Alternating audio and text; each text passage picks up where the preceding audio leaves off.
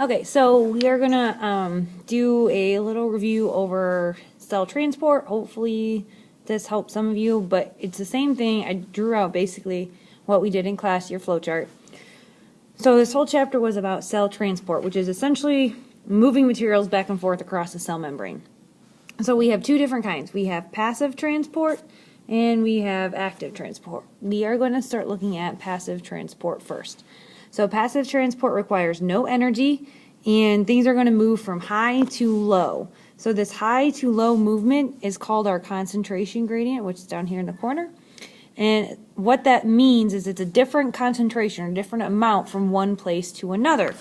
So if we look, our left side has a higher amount than our right side. And what's going to happen is we're going to move down the concentration gradient. So some of those particles on the high side will move to the low side.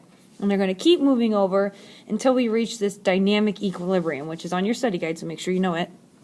And what this means is that we have both sides equal, and our molecules are going to keep moving back and forth equally. So if one from the left moves to the right, then we're going to need another one from the right to move to the left. The example we gave in class was if we took half the class and put them outside in the hallway and half the class stayed inside. If we had one person leave the room, another person would have to enter the room to keep both sides equal. So that's what that dynamic equilibrium is. Everything is equal, but those things keep moving side to side. So concentration gradient goes from high to low, so you're going to move down, okay, and it's a difference in concentration from one place to another. All right, so passive transport. We have three types. We have diffusion is one, osmosis is two, and then we're going to have facilitated diffusion is three. So we'll talk about diffusion first. So diffusion is going to be your movement of molecules across your cell membrane. No energy needed, and it moves from high to low because remember it's still got those two qualities from the top for passive transport. Osmosis is going to be basically the diffusion of water. We're just talking about water moving back and forth across our cell membrane. And then last but not least, we have facilitated diffusion. This is the movement of large molecules across our cell membrane. And so it's going to require a protein channel. So we're going to have our cell membrane molecules. Okay, there's our cell membrane. Okay, we have, it's a bilayer. Remember, it's a phospholipid bilayer, so we have these fatty acids on both sides.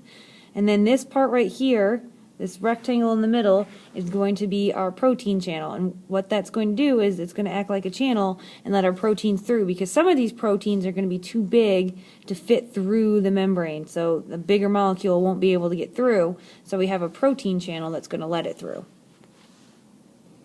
All right, then we have active transport. Okay, this one is going to require energy. We're going to move from high to low, so we're moving against the concentration gradient, okay, because we're moving from high to low. So we have less particles on one side than the other, and they're going to move to the opposite side.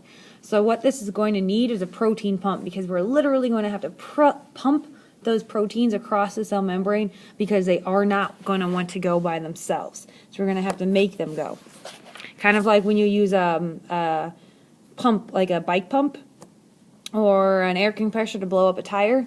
If you take off the top to the topper to the tire, so it lets air out, air is going to want to come out, doesn't want to necessarily go back in. So you actually have to use a pump to pump it back in to inflate your tire. So that's what these protein pumps do. They're going to pump the molecules back from a low concentration to a high concentration. And then we have two types, okay, and both of these types use energy, because remember that's one of the requirements, is it requires energy. So we're going to have endocytosis and we're going to have exocytosis. Both of these are going to use a vesicle. Okay, we should know vesicles from our protein synthesis. So endocytosis, okay, endo means in, so we're taking things into the cell. And exo, okay, exit, we're taking things out of the cell. Okay, so we have passive transport, diffusion, osmosis, and facilitated diffusion. And then we have our concentration gradient.